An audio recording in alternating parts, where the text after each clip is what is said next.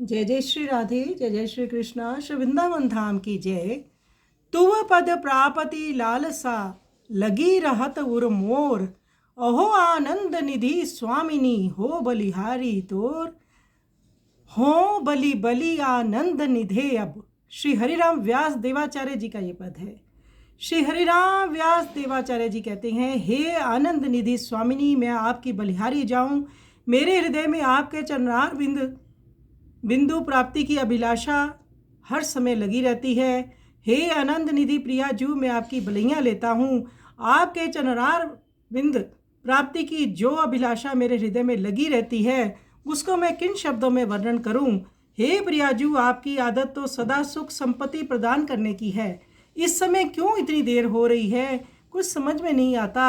हे सर्व सिद्धियों को प्रदान करने वाली स्वामिनी जू, आपके और मेरे को और कोई ठौर नहीं सूझती है कि आपके सिवा मेरा तो कोई ठिकाना नहीं है। हे किशोरी जी, कृपा करो। आइए सुंदर पद का हम श्रवण करें।